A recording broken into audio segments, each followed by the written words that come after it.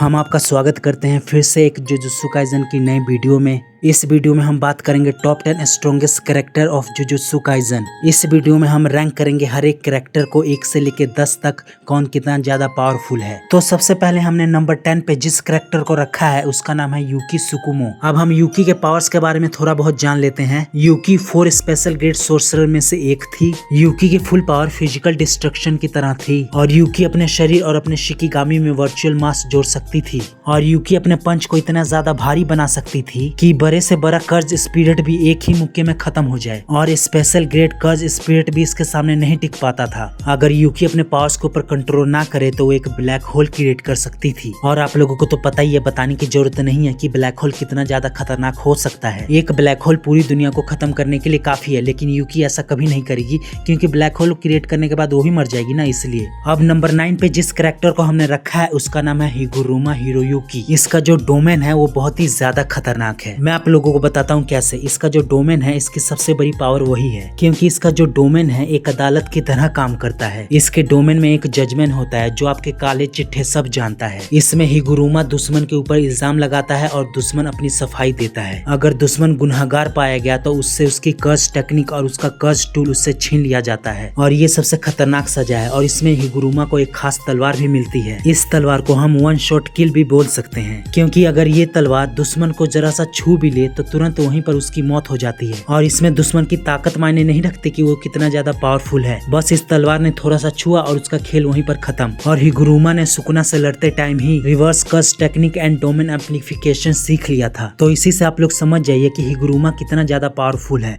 वो अपने domain expansion से दूसरों की कर्ज टेक्निक छीन लेता है और इसके पास एक तलवार भी है जिसको टच करने के बाद बड़े से बड़ा दुश्मन भी जिंदा नहीं बच सकता। अब हमने नंबर 8 पे जिस कैरेक्टर को रखा है उसका नाम है काशिमो हाजिमे। अब हम इसकी पावर्स की बात करें तो इसके पास इलेक्ट्रिक कर्ज टेक्निक है। काशिमो को अपने फाइट के बीच में अपने कर्ज टेक्निक का इस्तेमाल करने की भी जरूरत नहीं है क्योंकि इसके साधारण मुक्के भी ना दुश्मन को जोरदार बिजली के झटके देते हैं। ये फाइट के दौरान अपने दुश्मन पर पॉजिटिव चार्ज लगा देता है और खुद नेगेटिव चार्ज पकड़ लेता है। इससे होता यह है कि बिजली सीधा दुश्मन के ऊपर गिरती है और इसे डॉज करना नामुमकिन है। काशिमो की सबसे बड़ी पावर है मिथिकल बीस्ट एम्बर, लेकिन इसका इस्तेमाल ये सिर्फ एक बार ही कर सकता है। लेकिन इसका इस्तेमाल करने के बाद पूछो मत ये कितना ज्यादा ताकतवर हो जाता है, मैं बता नहीं सकता। इस पावर को एक्टिवेट करने के बाद काशिमो की जो बॉडी है एनर्जी में बदल जाती है और इसकी स्पीड बिजली जैसी तेज हो जाती है और फिर ये हवा में उड़ सकता है और बहुत ही खतरनाक साउंड वेव्स छोड़ सकता है। और ये टेक्निक इतनी ज्यादा पावरफुल है कि लड़ाई खत्म होने के बाद इसकी बॉडी राख में बदल जाती है। और काशिमो के पास इसकी खुद की कोई डोमेन एक्सपेंशन नहीं है, लेकिन इसके पास होलो बास्केट विकर नाम की एक टेक्निक है और इस टेक्निक में ये बहुत ज्यादा माहिर है और इसका इस्तेमाल करके ये किसी के भी डोमेन एक्सपेंशन में जिंदा बच सकता है। देखा जाए तो काशिमो एक ऐसा फाइटर है जो बिजली की रफ्तार से दूसरों पर अटैक करता है। अब हमने नंबर 7 पे जिस कैरेक्टर को रखा है उसका नाम है हकारी किंजी। इसकी सबसे बड़ी पावर तो इसका डोमेन एक्सपेंशन है क्योंकि इसका जो डोमेन है एक गैम्बलिंग की तरह काम करता है। हकारी अपने डोमेन के अंदर विजुअल इफेक्ट एंड अटैक के जरिए जैकपॉट हिट करने की कोशिश करता है। अगर हकारी जैकपॉट जीत जाता है तो उसे अनलिमिटेड कर्ज एनर्जी मिलती है और ये 4 मिनट 11 सेकंड के लिए सबसे ज्यादा पावरफुल कैरेक्टर बन जाता है।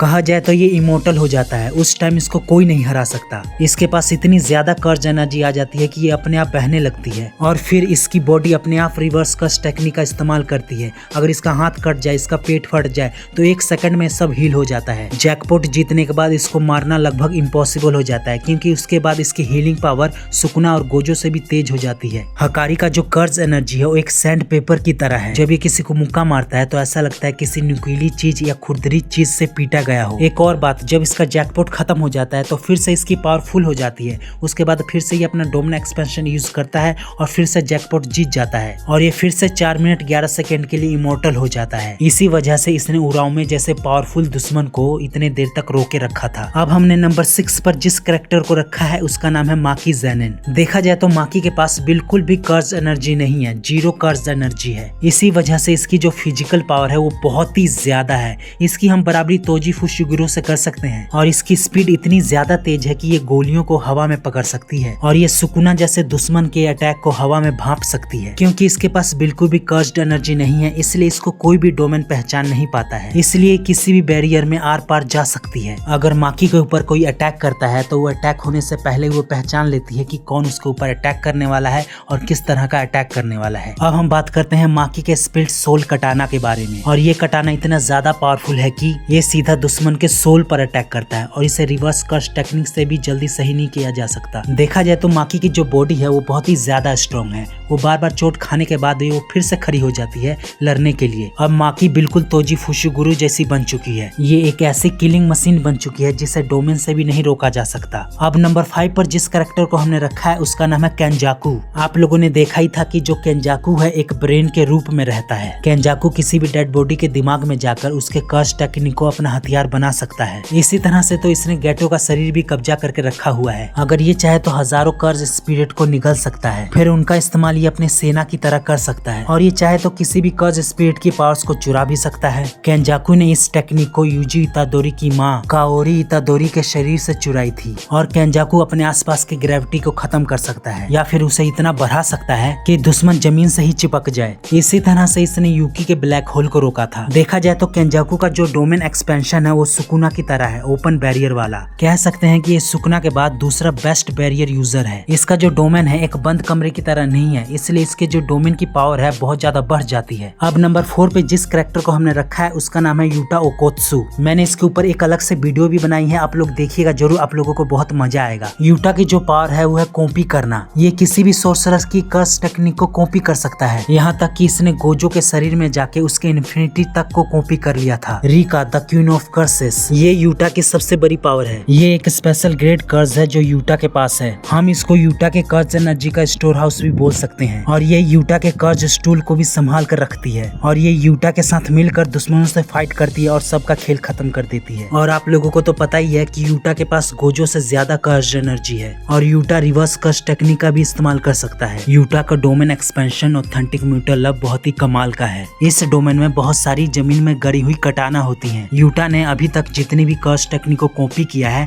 उन सभी तलवारों में उन कर्स टेक्निक की पावर्स होती हैं। अगर यूटा किसी भी तलवार को उठाता है तो वो कर्स टेक्निक का इस्तेमाल कर पाता है। देखा जाए तो यूटा के पास बहुत सारी कर्स टेक्निक्स हैं। अब हमने नंबर 3 पर जिस कैरेक्टर को रखा है उसका नाम है यूजी इतादोरी। ये इस सीरीज का मेन कैरेक्टर है और मेरा फेवरेट भी है। अब आप लोग ये मत सोचना मेरा फेवरेट है तो मैंने इसको तीसरे नंबर पे क्यों रखा है। आपको अभी थोड़ी देर में पता चल जाएगा ये तीसरे नंबर लायक है या नहीं है। मांगा के एंड तक यूजी इतना ज्यादा पावरफुल बन जाता है कि हम उसको स्पेशल ग्रेड सोर्सरर बोल सकते हैं। यूजी की जो फिजिकल पावर है वो बहुत ही खतरनाक है। यूजी बिना कर्स्ड एनर्जी के भी एक ट्रक को उठाकर फेंक सकता है और यूजी ब्लैक फ्लैश मास्टर भी है। पूरी सीरीज में यूजी इकलौता ऐसा कैरेक्टर है जो ब्लैक फ्लैश को अपनी मर्जी से यूज कर सकता है। ये अटैक यूजी के पावर्स को और भी ज्यादा बढ़ा देती है और दुश्मन की हालत खराब कर देती है। सोल स्ट्राइक, यूजी की सबसे खतरनाक बात यह है कि वो सीधा सोल पर अटैक करता है और ये सुकुना की टेक्निक सोल डिसमेंटल को भी यूज कर सकता है। इसका इस्तेमाल करके ये शरीर और आत्मा के जोड़ को काट सकता है और जो भी रिकार्नेटेड सोर्सरर्स हैं उनके लिए बहुत ज्यादा खतरनाक है। सुकुना का वैसल होने की वजह से यूजी ने सुकुना की टेक्निक डिसमेंटल एंड क्लेव को भी सीख लिया है और यूजी का तरीका सुकुना से बिल्कुल अलग है। वो चीजों को कैंची की तरह काटता है। यूजी ने डेथ पेंटिंग्स को खाया है इसलिए वो ब्लड मैनिपुलेशन भी कर सकता है। यूजी ब्लड पायरसिंग जैसे अटैक्स कर सकता है और ये अपने शरीर को अंदर से ठीक भी कर सकता है और ये रिवर्स कर्स टेक्निक का भी इस्तेमाल कर सकता है। और मांगा के एंड तक इसने अपना डोमेन एक्सपेंशन भी खोल लिया था और इसका जो डोमेन है सुकुना जैसे पावरफुल दुश्मन के लिए बहुत ज्यादा खतरनाक है। अब यूजी एक ऐसा सोर्सरर बन चुका है जिसके पास सुकुना की कर्स टेक्निक, चोसो की ब्लड मैनिपुलेशन, गोजो जैसे हीलिंग, ये सारी पावर्स हैं। अब हम ये बोल सकते हैं कि यूजी गोजो का सक्सेसर बनने लायक बन चुका है। अब हमने नंबर 2 पे जिस कैरेक्टर को रखा है उसका नाम है रियोमन सुकुना। इसको किंग ऑफ कर्सेस भी बोला जाता है और ये जेजेके का सबसे ज्यादा खतरनाक कैरेक्टर है। ये डिसमेंटल एंड क्लेव का यूज कर सकता है। डिसमेंटल एक नॉर्मल सा स्लैश है जिसकी मदद से चीजों को बीच से चीर सकते हैं और क्लेव दुश्मन की पावर के हिसाब से खुद को एडजस्ट कर लेता है ताकि एक ही अटैक में दुश्मन के 2 टुकड़े हो जाएं। वर्ल्ड कटिंग स्लैश, सुकुना ने इस टेक्निक को माहुरागा से सीखा था और इसका इस्तेमाल करने के बाद ये स्पेस और वर्ल्ड दोनों को काट सकता है। सुकुना ने इसी अटैक से गोजो सातोरू को हराया था। सुकुना अपनी श्राइन टेक्निक के अंदर फायर का इस्तेमाल भी कर सकता है। ये एक फायर एरो बनाता है जो न्यूक्लियर बम की तरह फटता है और बड़े से बड़े इलाके को भी तबाह कर सकता है। और सुकुना का जो डोमेन एक्सपेंशन दुश्मन है वो दूसरों से बिल्कुल अलग है, क्योंकि इसका जो डोमेन है ओपन बैरियर वाला है। इसका डोमेन 200 मीटर के दायरे में हवा में काम करता है। इसके अंदर जो भी आता है उस दुश्मन के ऊपर क्लीव एंड डिसमेंटल के अटैक होते रहते हैं जब तक वो पूरी तरह से खत्म ना हो जाए। मेगुमी के बॉडी में जाने के बाद सुकुना 10 शैडो टेक्निक का भी इस्तेमाल कर सकता है और सुकुना ने फाइट के दौरान माहुरागा का इस्तेमाल किया और माहुरागा किसी भी अटैक के खिलाफ खुद को ढाल लेता है, जिसकी वजह से सुकुना को हराना लगभग इम्पॉसिबल हो जाता है गोजो के लिए भी। और सुकुना के पास दुनिया की सबसे fast healing reverse curse technique भी है और सुकुना के पास कर्स्ड एनर्जी का पूरा भंडार है। अब नंबर 1 पे है सबका फेवरेट सातोरु गोजो। इसके पास इन्फिनिटी है। जब गोजो इसका इस्तेमाल करता है तो कोई भी इसका दुश्मन इसे छू नहीं सकता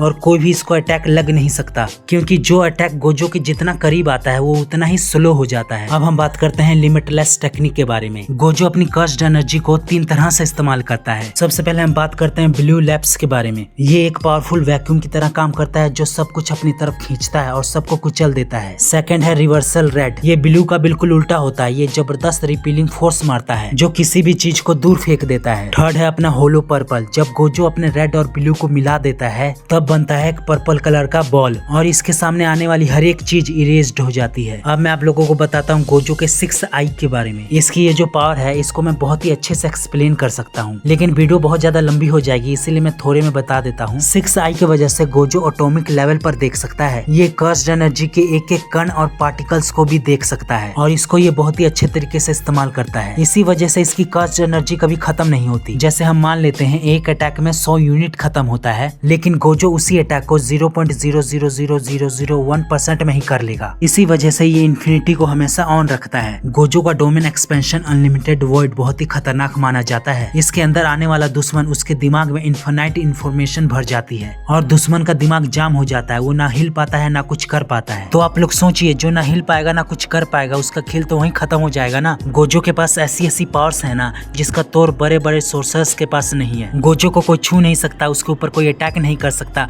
उसका एक अटैक सब कुछ डिस्ट्रॉय कर सकता है। और गोजो का डोमेन एक्सपेंशन उसके अंदर समझो कि खेल खत्म ही है, इसलिए गोजो को हमने नंबर 1 पे रखा है। अब आप लोग मुझे ये बताइए इनमें से आपका फेवरेट कैरेक्टर कौन सा है। अगर आप लोगों को वीडियो पसंद आई हो तो वीडियो को लाइक करके चैनल को सब्सक्राइब कर दीजिएगा। तो मिलते हैं नेक्स्ट वीडियो में।